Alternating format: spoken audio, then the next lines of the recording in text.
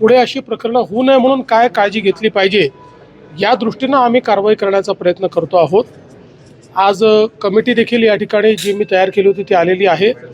ती कमिटी सर्व प्रकारच्या ज्या काही गोष्टी आहेत त्याच्यामध्ये लक्ष घालणार आहे आणि एकीकडे या प्रकरणी तर जे काही दोषी आहेत त्यांना शिक्षा झाली पाहिजे, पण भविष्यात असे प्रकरण होऊ नये म्हणून आपल्या SOPs तयार झाल्या पाहिजेत या दृष्टीनं आमचा प्रयत्न आहे। निश्चितपणे त्या दृष्टीनं आम्ही काम करू। सर, सगळ्या चॅरिटेबल हॉस्पिटल्सच्या ऑपरेशन्सच्या संदर्भानं तक्रारी प्रचंड येत आहेत, मात्र धर्मदाय आयुक्तांच्या लिमिटेशन्समुळे किंवा त्यांच्या अकार्यक्षमतेमुळे या तक्रारींचा निपटारा होत नाही। मुळामध्ये आता आपण आपल्या कायद्यामध्ये याच अधिवेशनात बदल करून पुन्हा काही अधिकार हे धर्मदाय आयुक्तांना दिलेले आहेत। आपल्या लॉ अँड ज्युडिशरी विभागामार्फत आपण त्याची देखरेख देखील करतो।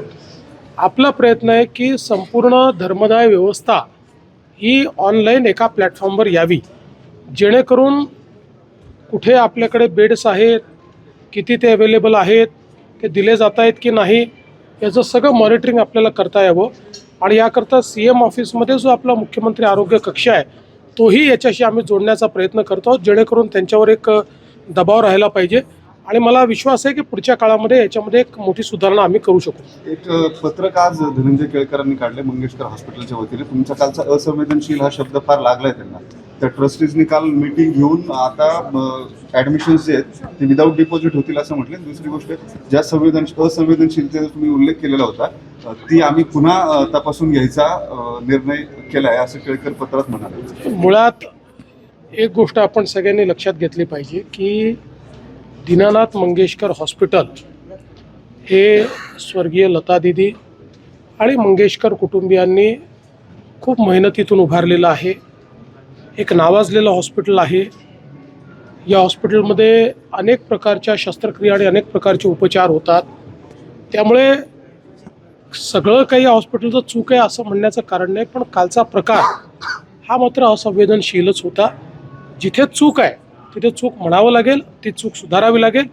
जर ते सुधारण्याचा प्रयत्न करत असतील तर मला त्याचा आनंद आहे। आपल्या या ज्या समित्या आता नेमलेल्या आहेत, धर्मदाय आयुक्तांच्याकडून नेमलेली समिती आणि आरोग्य विभागाची समिती, काही फाइंडिंग्स आल्यात का समोर?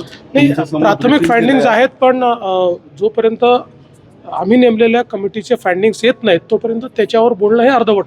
खरं तर आंदोलन खूप चालू आहेत। आता एक आंदोलन तिथं केलं जाते, खरं तर हॉस्पिटलच्या टेरेस जाऊन 2 आंदोलनकर्ते त्या ठिकाणी गुन्हा दाखल करा अशी त्यांची प्रामुख्याने मागणी। मला असं वाटतं की असले प्रकार करणं काही योग्य नाही आहे। त्याची जर दखल घेतलेली आहे तर त्या संदर्भात जीही कायदेशीर कारवाई ती आम्ही पूर्ण करू, पण विनाकारण शोबाजी करणं वगैरे हे बंद झालं पाहिजे। काल भाजपच्या महिला आघाडीनं तोडफोड केली होती हॉस्पिटलची आणि ते त्या घैसासांचं नाहीच, म्हणजे त्यांच्या आईंचं आणि कोणाचंही असलं तरी अशा प्रकारे करणं चुकीचं आहे।